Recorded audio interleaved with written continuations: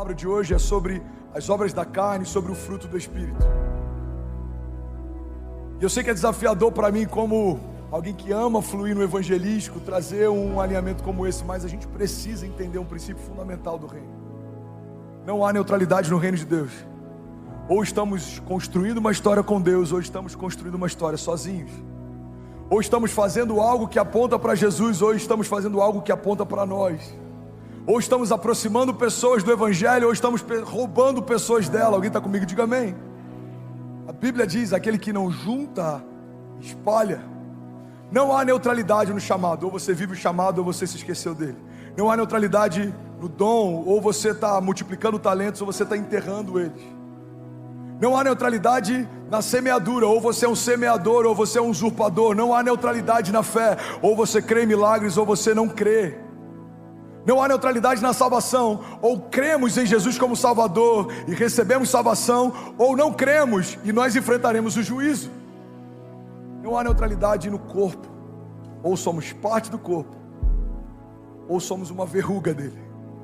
Não há neutralidade na jornada. Ou estamos caminhando com os nossos olhos fixados no autor e consumador da nossa fé, ou estamos olhando para tudo que se levanta ao nosso redor. Não há neutralidade, igreja, na voz profética. Ou profetizamos aquilo que está alinhado com os pensamentos de Deus, ou estamos murmurando, reclamando daquilo que Deus ainda não fez para nós. Não há neutralidade na maturidade, ou somos meninos ou somos homens. Não há neutralidade na liderança, ou lideramos um povo para Deus, ou nós estamos sendo pedra de tropeço para eles. Não há neutralidade no pastoreio. As ovelhas ouvem a voz do pastor e seguem, ou não consideram como pastor, e por isso não são ovelhas. Não há neutralidade sobre aquilo que Deus estabeleceu como princípio fundamental. Alguém está comigo? Diga amém. Eu nunca vi os olhinhos tão atentos, eu nunca vi um clima tão pesado. Mas eu preciso lembrar alguém aqui, talvez essa mensagem seja para uma pessoa, que não há neutralidade. Na verdade, a neutralidade já é uma escolha, a neutralidade já é um caminho. Você já deve ter ouvido aquela historinha de um cara que está em cima de um muro. De um lado está Jesus e os seus anjos insistindo para que ele venha para esse lado, e do outro lado está Satanás e os seus demônios completamente passivos. E aí num determinado momento ele se vira para Satanás e ele fala: por que você está tão tranquilo? Porque do outro lado Jesus, ele está toda hora insistindo para eu ir para aquele lado, e você não está nem aí. Ele falou: é porque você já escolheu um lado, eu sou o dono do muro. Omissão também é uma posição. Um pai que decide se omitir na criação dos filhos, ele escolheu ser um pai omisso. Um marido que decide se omitir para não ter um sacerdócio, ele já é um sacerdote omisso. Um líder que prefere se omitir do que perder pessoas porque precisava alinhá-las, ele já é um líder omisso. Tenho várias características, vários desafios, vários defeitos. O meu staff conhece vários deles e vai conhecer muitos mais ainda. Mas tem uma coisa que eu não tenho dificuldade, é de alinhar algo que eu acredito que está errado. Eu posso até errar de fazer algo que não estava errado, mas eu nunca vou errar em não fazer algo que eu acredito que está errado. Porque essa neutralidade, ela é omissão. A omissão, ela sempre vai me tirar de um lugar de destino e vai me colocar num lugar onde nada acontece. Irmão, olha para mim. Quando você não crê em nada, nada acontece. Quando você não semeia nada, você não vai colher nada. Quando você não se move em direção a lugar nenhum, você não chega em lugar nenhum. O posicionamento, ele gera milagres, mas a ausência dele gera apatia, escassez. Deus deu várias ordens para o povo na antiga aliança: marchem, façam, creiam, andem. E quando o povo fazia, algo acontecia. Moisés está diante de um mar fechado. Deus, e agora? Coloca o cajado. Ele coloca o cajado e o mar se abre. E agora? Agora marchem, não parem. Agora tem sede, toca a rocha com o cajado, sai água da rocha. Deus, o povo está enjoado de comer pão, então tá bom, aves dos céus. Toda direção que Deus dá libera o novo de Deus. Mas é possível ouvir o que Deus pediu e não obedecer, e por isso não viver algo novo. Nem todos entraram na terra prometida, mesmo estando diante dela. Por quê? Porque escolheram a neutralidade. Eu prefiro morar perto do que viver dentro. Irmão, olha para mim, tem muita gente que preferiu viver perto da promessa do que viver a promessa. Pastor, quando que eu escolho viver perto da promessa, mas não viver a promessa? Quando você se sacia só em vir nos domingos ouvir que Deus tem promessas, mas você não está vivendo nenhuma delas. Quando você ouve vários profetas, homens de Deus, você já teve sonhos, em vários momentos Deus falou, você tem um chamado, eu quero usar você, e você continua sem ser usado, irmão. Isso é estar perto, mas não ter acesso. Isso é saber que tem uma promessa, mas eu não usufruir dela. Isso é muito frustrante. É muito frustrante estar sempre numa casa ouvindo sobre promessas que Deus tem para filhos de Deus, mas porque não se tornou um filho de Deus, não poder acessá-las. Promessas são para filhos. Vou falar isso de novo. Toda promessa de Deus é para os filhos de Deus. O que eu preciso fazer para me tornar filho? Você precisa crer no Senhor Jesus como seu Salvador. A Bíblia diz que aqueles que creem em Jesus, eles recebem um espírito de adoção, pelo qual eles podem clamar agora, Abba, Pai.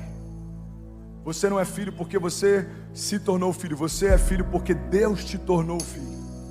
Vocês não me escolheram, mas eu escolhi a vocês. Deus escolheu você. Deus, Ele amou você. Deus desejou você. E Ele amou você de tal maneira que Ele entregou o seu único filho para ter você de volta. Irmão, alguém, será que consegue celebrar pelo menos a redenção num culto como esse? Você é filho, você é amado em Jesus, você é salvo, justificado. E é sobre isso que eu quero falar nessa manhã. Alguém está comigo? Diga amém. A gente está vivendo um momento muito complexo. Tem algumas teologias sendo pregadas que elas são quase que esquizofrênicas. Tem pessoas pregando o evangelho que não é evangelho. Tem gente falando sobre um Jesus que não tem nada a ver com Jesus. Porque a gente está vivendo um momento de relativização. Tudo é relativo hoje. Eu fui pregar em BH essa semana, e aí pediram para eu falar sobre relatividade dos tempos, sobre multiverso. Meu Deus, pregar sobre multiverso. Teve gente que achou que era metaverso. Não, é multiverso. É uma geração que vive em meio a realidades paralelas. A gente cria realidades paralelas. E sabe o que está acontecendo nos dias de hoje? Das primeiras estratégias do inferno, que isso é desde que o homem estava no jardim. Ele usa uma estratégia de insinuar coisas. Nem sempre ele vai te falar para fazer algo, mas ele vai começar com algumas sugestões. O cara que amava a esposa e acabou caindo, isso tudo começou com um dia com uma sugestão. Talvez não tenha problema, talvez seja agradável, talvez seja prazeroso. E quando uma sugestão começa a não criar mais um conflito com os pensamentos que você tinha, ela ocupou espaço e agora ela começa a se tornar um pensamento. Os pensamentos vão moldando os nossos hábitos vão criando uma cultura, e a cultura vai movendo a gente na direção dela, porque você sempre vai se mover na direção dos seus pensamentos mais fortes. Por isso que a Bíblia diz, transformai-vos pela renovação do vosso entendimento, para que possam experimentar qual é a boa, agradável e perfeita vontade de Deus. O que a Bíblia está dizendo é que fundamentalmente é impossível experimentar a boa, agradável e perfeita vontade de Deus sem que os meus pensamentos sejam transformados. Por quê? Porque da mesma forma que um pensamento alinhado com os céus me leva para Ele, um pensamento desalinhado me rouba dele. Pensamento de escassez, por exemplo. Eu não tenho, sempre falta, os tempos são difíceis, para mim tudo é mais difícil. Isso é um pensamento caído. Porque o pensamento do tipo de Deus é: eu não dependo da geografia, o Senhor é o meu bom pastor, de nada eu terei falta. Deus é fiel para cumprir o que prometeu.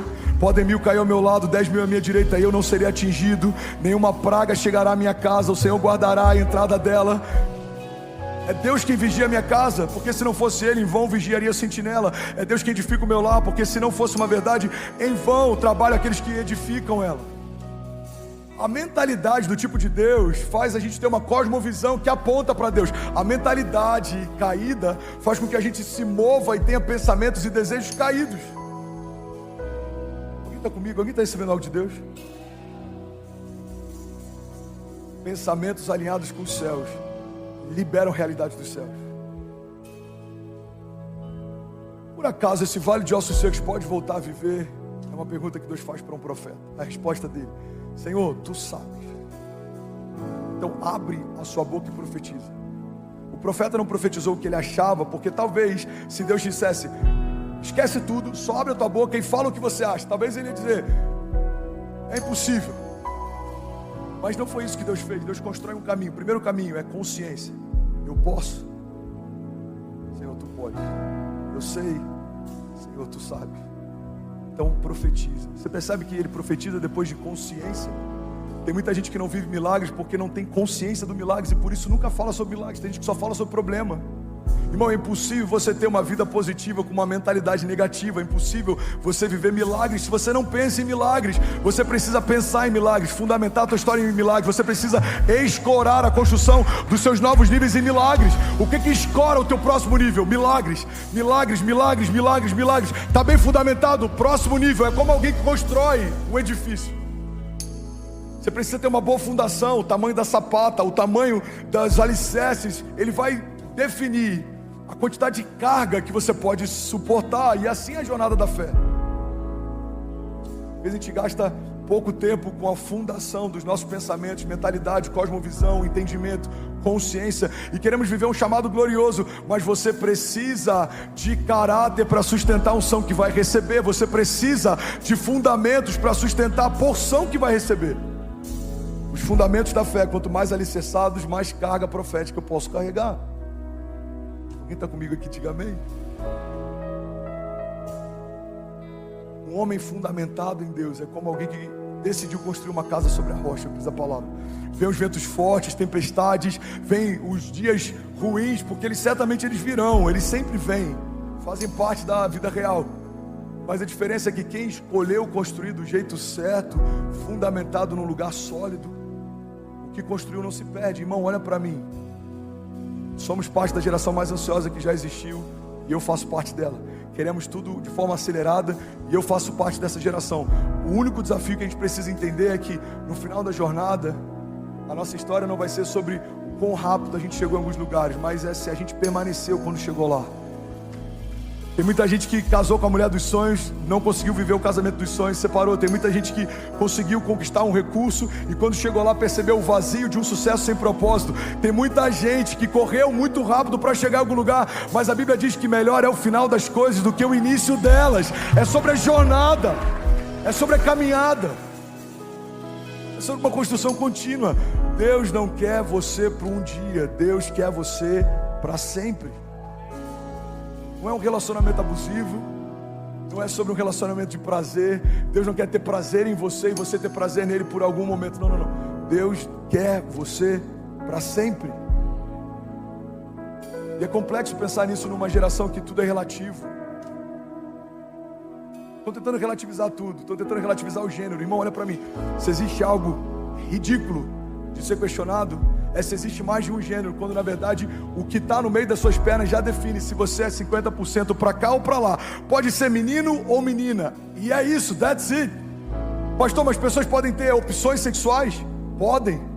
A Bíblia diz inclusive que a pior coisa que Deus pode fazer com um homem é entregá-lo aos seus próprios prazeres. Você pode fazer o que você quiser, mas não dá para questionar que você não é quem você é. Macho e fêmea os criou.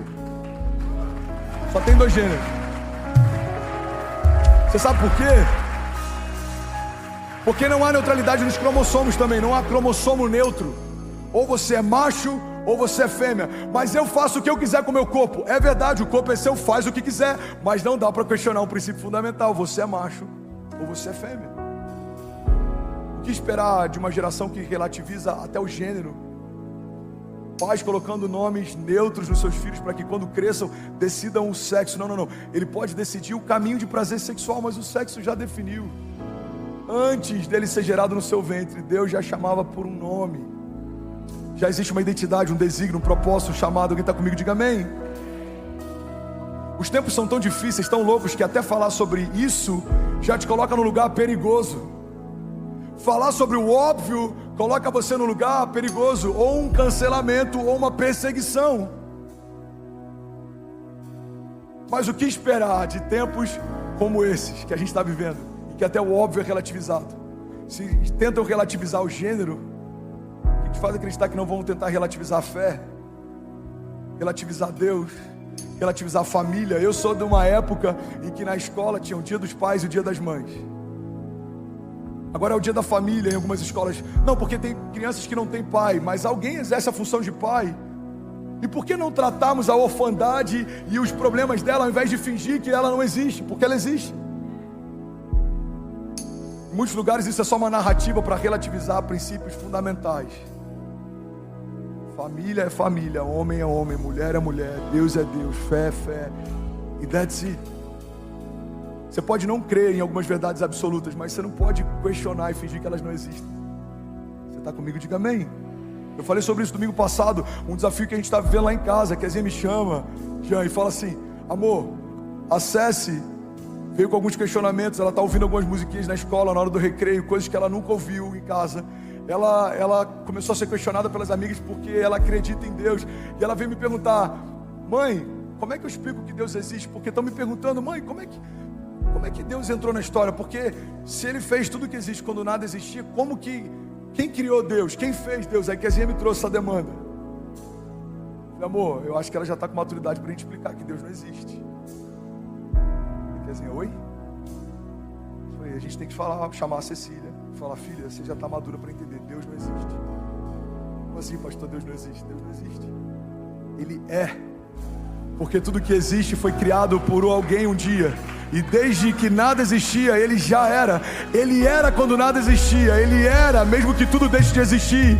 A Bíblia diz que Ele é o Pai da eternidade. Irmão, se Ele é o Pai da eternidade, olha que poderoso isso. A única filiação que é atribuída a Satanás é da mentira. Ele é o pai da mentira e Deus é o Pai da eternidade. Ele não entra na história em um devido momento. Ele fez a história. Ele diz: história, aconteça, haja, se manifeste, filho, se manifeste, haja luz, haja separação, haja dia, haja noite, haja.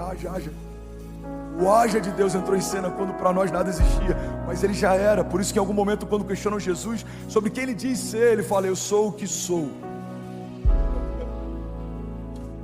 Jesus não existe. Ele é. Ele é. Como posso saber que Ele é? É como a conversa entre Jesus e Nicodemos. É como alguns momentos da Bíblia em que é associado a presença, o Espírito, a glória, a verdade de Deus. Como o vento, por exemplo. Você não pode vê-lo, você não sabe de onde vem, você não sabe para onde vai, mas você consegue senti-lo. Deus é.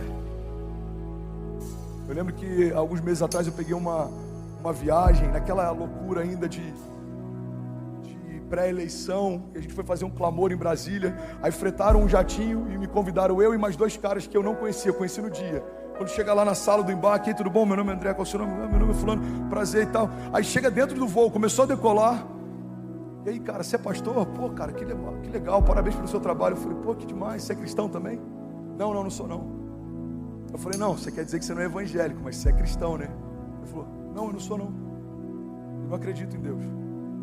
Eu acho legal o seu trabalho social, de ajudar pessoas a vencer seus traumas, mas eu não acredito em Deus. Aí eu falei: tá bom. Eu já pensei: que viagem longa, né? O pastor, o ateu, deve ter algum propósito. Só que eu não sou do tipo que tenta colocar nada goela abaixo, porque eu entendi que é tão precioso que a gente carrega, que você não precisa convencer ninguém. É como se você tivesse... Vou fazer uma analogia aqui, bem infantil. Pastor, por que você usa analogias? Cara, Jesus fazia isso, Ele sabe o que estava fazendo, amém? Jesus falava com parábolas, Ele sabe o que está fazendo. É como você tem uma casa de praia em Miami, você tem um avião particular abastecido e um piloto à disposição. Mano, quer passar um dia lá na minha casa? O piloto está à disposição, a chave está aqui. Cara, eu não sei, tá bom.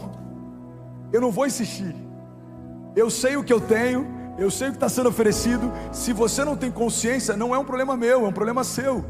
A gente não pode empurrar Jesus para as pessoas, porque isso demonstra desespero. A gente só tem que apresentar Jesus para as pessoas, porque Jesus, quando é bem apresentado, Ele é irresistível. Ele é irresistível. Aí no meio da conversa eu percebi que causou um pouco de estranheza da parte dele. Eu não estar tentando convertê-lo à força. Ele falou: cara, mas e aí? Você acha loucura não acreditar? Eu falei: não, mano, eu respeito. Você tem que ter muita fé para não acreditar. E o que eu falei é verdade, tá? Não é uma frase romantizada, olha para mim. Eu falei para ele: irmão, vamos ser sinceros. Como acreditar que a especificidade de cada espécie que existe? Você tem um marlin, você tem uma girafa, você tem um pavão, falei, como explicar a especificidade da gestação de uma criança? Um pouco de sêmen dentro de útero de uma mulher gera um feto, com cada terminação nervosa, com cada parte do córtex, com cada parte dos neurônios, cada conexão, capacidade cognitiva de pensamento, de imaginação, de fala, de locomoção. Eu falei, irmão, como olhar para o pôr do sol? Como você olhar para o sorriso de uma criança? Como que você olha para tudo isso e acredita que tudo isso veio de uma ameba que se multiplicou de forma aleatória e criou tudo que existe? Eu falei, cara, eu respeito você por não acreditar, porque tem que ter muita fé para não acreditar que existe um Deus que fez tudo que existe. E aí eu vi que aquilo criou estranheza nele, porque de fato é muito mais difícil a gente se esforçar para não crer do que a gente entender o que já nos move, irmão. Guimarães Rosa, ele diz que quando nada acontece, existe um milagre que não estamos vendo. Só o fato de você estar respirando já é um milagre. O seu coração bate sem ninguém falar que ele precisa bater. De forma instintiva, o seu organismo funciona. E eu estou falando e você nem parou para perceber quantas vezes você respirou durante esses minutos de pregação. Você sabe por que você nem percebe que respira? Porque isso acontece naturalmente. Você está funcionando, o seu corpo funcionando. Você, irmão, existe porque alguém sonhou com você quando nada existia. Alguém está comigo? Diga amém. Vou precisar finalizar, eu não consegui nem entrar na mensagem, mas eu recebi. Alguém recebeu algo de Deus nessa manhã? Eu estou recebendo algo de Deus nessa manhã.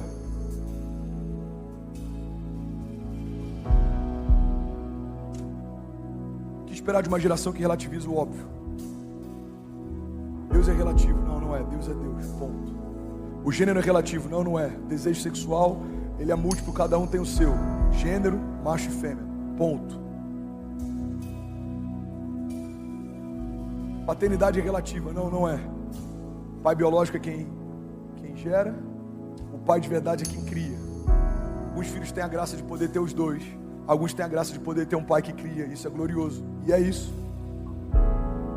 Não existe nenhuma conexão mais forte do que a mãe e o filho, foi gerado dentro dela, alimentado dentro dela, isso é uma verdade absoluta, ponto. Mas até a relação com os pais tem sido relativizada, irmão. Se existe um mandamento com promessa, é honra o teu pai e a tua mãe, para que sejam acrescentados dias na sua vida na terra. Uma geração que não entende o básico vai enfrentar problemas. Pela primeira vez na história, isso é uma vergonha para a igreja, pela primeira vez na história, o censo brasileiro criou uma nova categoria de religião: evangélicos não praticantes. Você sabia disso? Deixa eu falar aqui um revelamento revelado. Deixa eu falar o óbvio. Se o censo está contando algo, é porque algo existe. Até o censo já entendeu que tem muita gente que se diz algo que não pratica. Só que fundamentalmente, se você não pratica o que diz, você não é. A Bíblia diz, não sejam apenas ouvintes da palavra, mas praticantes dela. Eu era de uma outra religião antes de ter um encontro com Jesus e me converter, e eu dizia com muita naturalidade, não, eu sou tal religião não praticante. Como que você é um filho não praticante? Você é filho ou não é? Como que você é um cristão não praticante? Ou você é um pequeno Cristo ou não é? Como que você é um evangélico não praticante? Ou você se move pelo evangelho ou não se move? Não há espaço para neutralidade nem na nossa confissão de fé. É por isso que confessamos Jesus quando viemos à frente. O próprio Jesus ensinou: aqueles que me confessam diante dos homens, aqueles que me reconhecem diante dos homens, eu também os reconhecerei diante do meu Pai que está nos céus. É como aquele soldado que ele é salvo quando as portas da cadeia se abrem, quando Silas e Paulo estão clamando, e ele está desesperado, ele vai se matar com uma espada. Paulo fala: não faça isso. O que eu preciso fazer então para ser salvo? Crê em Jesus e será salvo tu e a tua casa. A Bíblia fala sobre salvação: entrega os teus caminhos ao Senhor, confia nele, o mais ele fará. E aí, como você fez um passo de fé, você confessou Jesus, aí vem o batismo. O que é o batismo? Uma confirmação, é uma confissão pública de fé. Você está dizendo: eu confesso publicamente, diante de todas as testemunhas, diante dos céus, diante de Deus, diante da minha família, diante dos sacerdotes, que eu morri para o mundo e eu nasci para Cristo. Eu nasci de novo. Então, como ser um evangélico ou um cristão não praticante não faz sentido. Isso é um ateísmo prático. O que é um ateísmo na prática? Tem muito cristão vivendo isso, irmão. É você crer que Deus existe, mas viver como se Ele não existisse. E eu prometo que eu estou falando com muito amor. Eu sei que para alguns aqui isso pode estar entediante. Eu sei que talvez 30% não queira voltar. Mas eu creio que quem estiver recebendo aqui vai para um novo nível de maturidade. E esse novo nível de maturidade vai te levar a um novo nível de santidade. E esse novo nível de santidade vai te levar a novos níveis em Deus. Alguém crê nisso? Diga amém. Crer que Deus existe, mas viver como se Ele não existisse. Pastor, me dá um exemplo prático de crer que Deus existe, mas eu posso viver como se Ele não existisse. É simples. É você construir uma história sem perguntar para Deus se faz sentido para Ele. É você entrar em portas que você não consultou para Deus, se eram portas dele para você entrar. É você fazer sociedade que você não teve uma confirmação de Deus, se é para você fazer. Irmão, viver como se Deus não existisse. A gente faz o nosso corre e quando dá ruim pede ajuda para Ele. Mas não é esse tipo de história que Ele quer. Deus não é um socorro só na hora da angústia. Ele não quer só socorrer você quando algo vai mal. Ele quer estar com você todos os dias.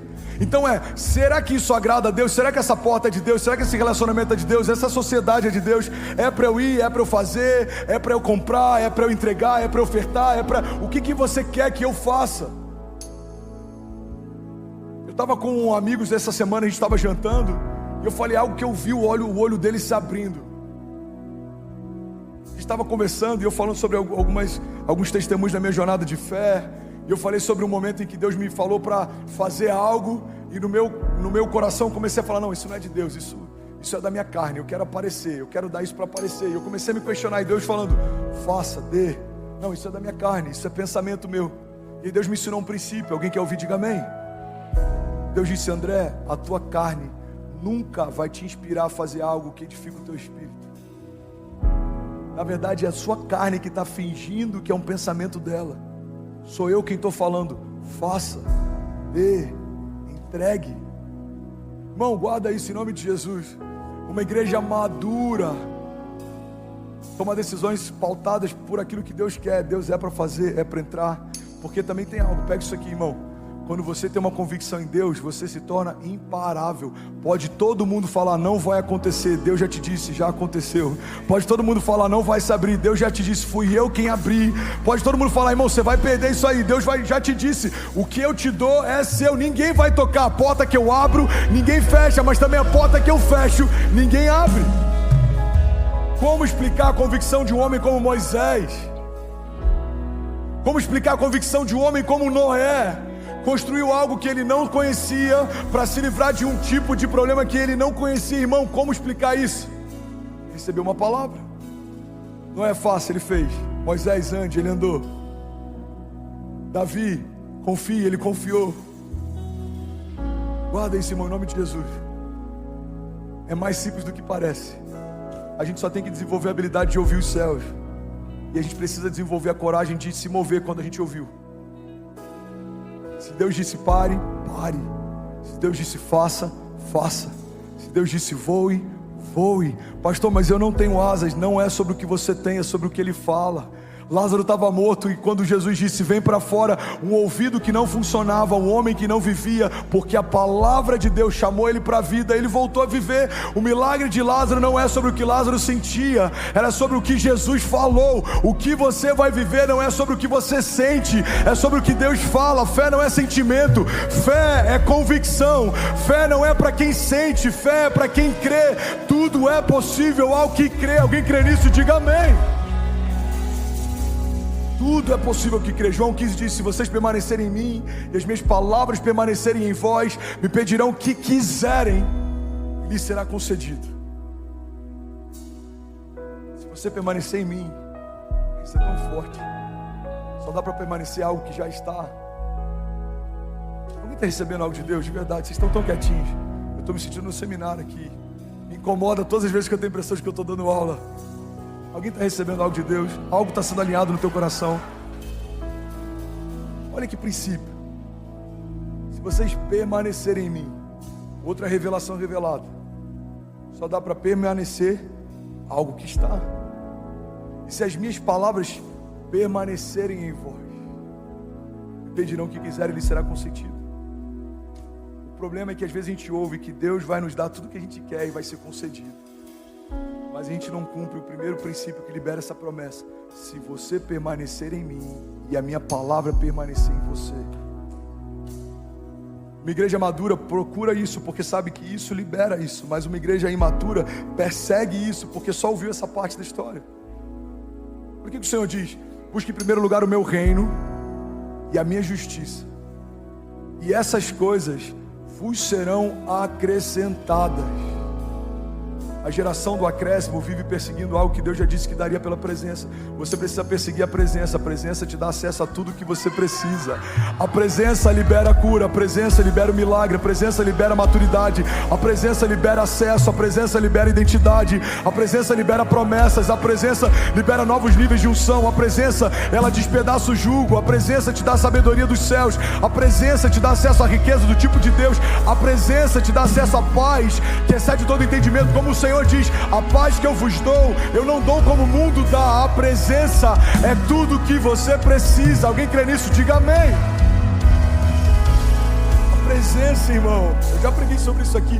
A consciência da presença é como uma porta automática de um shopping. Quantos aqui já foram no shopping que tem uma porta automática? Levanta a mão. Vai ter em breve no nosso lounge, inclusive, eu tenho sonhado com isso. Pelo menos a gente vai poder manter ele refrigerado. Você vai entrar, a porta se abre, depois que você entrou ela se fecha e vai ficar todo mundo fresquinho ali no ar-condicionado. Amém, gente? Glória a Deus. Amém. 6 pessoas felizes com o ar-condicionado com a porta automática. Já foi num shopping com porta automática? Sim ou não? O que acontece quando você se aproxima? Não, gente, peraí, isso aqui é muito forte. Se fosse o Vitor Hugo aqui, ele ia falar: o que acontece? Tô tudo arrepiado, abre, todo mundo chiqueterabassura e barabassura. Às vezes eu falo, Deus, eu queria ser profeta. Parece que é mais fácil. Aí eu vejo como é que é o desafio dos profetas. Eu falo, não, tá bom ser pastor. Profetas, irmão, não é fácil não. Você está comigo? Diga amém. Vamos lá, de novo. Eu sei que é difícil, mas a gente vai chegar lá. O que acontece quando você se aproxima de uma porta automática? Ela se abre. E por que ela se abre? Porque ela percebeu E é assim a nossa jornada de fé. As portas que vão se abrir não vão ser pela sua força, nem pelo seu toque. Vai ser pela presença que você carrega. Você vai se aproximar e elas vão se abrir. Você vai se aproximar e elas vão se abrir. Você vai se aproximar e elas vão se abrir. Agora pega isso. Você sabe qual que é o desafio de romper o ano das portas abertas? Se você quer ver mais portas se abrindo do que você jamais viu na sua vida, você precisa carregar mais presença do que você jamais carregou na sua história. Mais presença, mais acesso. Mais presença, mais milagres. Mais presença, mais mover. Alguém crê nisso? Diga amém. Você pode glorificar Jesus no seu lugar, você pode celebrar Jesus. Aleluia. Vamos, igreja, se for para Ele, você pode fazer melhor. Aleluia! Aleluia! Estou todo arrepiado. Tem gente querendo ser renovado pelo Evangelho, mas não quer ter o compromisso da jornada. Não dá para ser renovado pela esperança do Evangelho se você não tiver o compromisso com a jornada. A jornada é a chave do relacionamento com Deus. Você lembra de Eva? Qual que é o problema de Eva? Eva, ela entendeu o final das coisas, mas ela se confundiu no meio delas. Pega isso aqui. Deus estabeleceu um princípio. Todos os dias eu vou me relacionar com vocês, e esse relacionamento vai liberar para vocês conhecimento de Deus. Qual que é o princípio que Deus estabeleceu? Relacionamento vai te dar acesso a conhecimento. Aí vem a serpente. E a serpente, irmão, olha para mim. A serpente sempre vai tentar te seduzir com um atalho. Ela vai mostrar o destino que Deus tem, mas ela vai mostrar um caminho que não foi Deus quem fez. Pega isso. O que é um atalho? Um atalho é quando o inferno me mostra um lugar parecido com o que Deus me disse que era para eu ir, mas ele me mostra um caminho alternativo que não é o caminho que Deus me disse para trilhar, e é aí que muita gente se perde. Então o inferno chega para Eva e fala assim: olha, você quer ter o conhecimento de Deus? Quero. Você só precisa comer desse fruto, do conhecimento, do bem e do mal, e você vai se tornar como Deus. A loucura é que ela já era como Deus, porque a Bíblia diz que no 6º dia, quando o Pai, o Filho e o Espírito Santo fizeram o homem, eles disseram: façamos o homem à nossa imagem e semelhança. Alguém que não sabe quem é pode perder o que tem, tentando ser o que já era. Você pega isso aqui, irmão. Ela já era a imagem e semelhança de Deus, mas ela queria ter o pleno conhecimento de Deus sem ter relacionamento com Deus. O que ela pegou? Ela pegou um atalho. A serpente fala, se você comer do fruto, você vai ter todo o conhecimento do bem e do mal. Sem relacionamento. Ela come. E aí o homem cai. E por que isso frustra Deus? Porque o conhecimento de Deus vem através de relacionamento. Todos os dias, meu filho, eu vou te dar uma nova porção de revelação de quem eu sou. Por que Deus não dá tudo de uma vez só? Primeiro, porque a gente não tem capacidade para entender. Segundo, que a gente não tem capacidade para suportar. E terceiro, que a graça é a cada dia eu te revelo um pouco mais de quem eu sou e de quem você é. Por isso que Jesus ele fala, fecha a porta do teu quarto e me busca em secreto. O Deus que você busca em secreto, e em secreto ele te recompensará. Você vai fechar a porta do teu quarto, você vai buscar Deus e ele vai falar algo novo com você amanhã. Eu bem sei os pensamentos que eu tenho a vosso respeito, diz o Senhor, pensamentos de paz e não de mal, para te dar o fim que você deseja. Filho, é isso que eu tenho, é essa porta, esse é o projeto, esse é o desígnio, esse é o chamado, esse é o lugar, essa é a geografia, essa é a empresa, essa é a sociedade, essa é a ideia dos céus, essa é a provisão dos céus, isso é quem você é, isso é o que você pode, esse é o seu talento, esse é o seu chamado, esse é o seu desígnio, é para isso que eu te formei, é para isso que eu te constituí, é para isso que eu... Irmão, quanto maior a revelação que a gente tem de Deus, maior é a revelação que a gente tem a respeito de nós. Está comigo? Diga amém. Por isso que Jesus ele pergunta para os discípulos, quem vocês dizem que eu sou? Falei sobre isso semana passada. Pedro fala, você é o Messias, é o Cordeiro de Deus que tira o pecado do mundo, você é o Filho de Deus. Ele fala, Pedro, não foi carne nem sangue que te revelou, mas o próprio Espírito. E aí ele libera uma porção de revelação sobre a identidade de Pedro. Você é pedra, você é um fragmento dessa rocha. Você quer saber mais sobre o seu futuro? Pergunta para o dono do teu propósito. Quem te fez já escreveu cada um dos seus dias antes de qualquer um deles ser escrito. A palavra de Deus diz, o salmista diz, existe algum lugar que eu possa me esconder da tua presença? Se eu for os lugares mais altos, lá o Senhor estará. Se eu for o lugar mais profundo, lá o Senhor estará também. Eu estava numa mesa lá em BH e o pastor de jovens, o Isaías, ele disse, pastor, a gente estava pesquisando essa semana os lugares mais altos que o mundo, que o ser humano já teve consciência. O lugar mais alto avistado pela criação foi um lugar que o telescópio Hubble viu alguns anos atrás. Ele falou um nome que eu não me lembro. Eu não sou tão nerd assim também. Aí ele falou, o lugar mais baixo é a Fossa das Marianas. O lugar mais profundo, acho que são mais de 10 mil metros de profundidade. Você tem noção que o Deus que conhece os lugares mais altos do que os que a gente já conheceu, os lugares mais profundos do que os que a gente já visitou? Quando o salmista está dizendo que se eu for para o lugar mais alto, para o lugar mais profundo, lá ainda o Senhor está. Há dezenas de atmosferas debaixo do nível do mar, Deus está. Acima da estratosfera, no terceiro céu, Deus está. Dentro de você, tecendo cada parte do seu corpo, Deus está. Ao teu redor, cobrindo você e dando livramento, Deus está. À frente das suas batalhas, lutando por você, Deus está. Na sua retaguarda, cobrindo você, Deus está. No dia mau, Deus está lá. No dia bom, também. Quando as portas se fecham, Deus estava lá. Quando elas se abriram, também. Quando pessoas abandonaram você no meio da jornada, Deus estava lá. Quando pessoas vieram atrás de você porque algo bom aconteceu, também. Quando você foi gerado, Deus estava lá. Mesmo que sua mãe viesse a se esquecer de você, Deus ainda estaria lá. A Bíblia diz, mesmo uma mãe que amamenta o seu filho, podendo se esquecer dele, eu todavia jamais me esquecerei de você, diz o Senhor. Alguém crê nisso? Diga, eu creio que o Senhor está em todos os lugares. Diga, eu reconheço que não há lugar mais seguro para estar do que correndo riscos com Deus. C.S. Lewis, ele diz que o cristianismo, se é falso, não tem valor nenhum.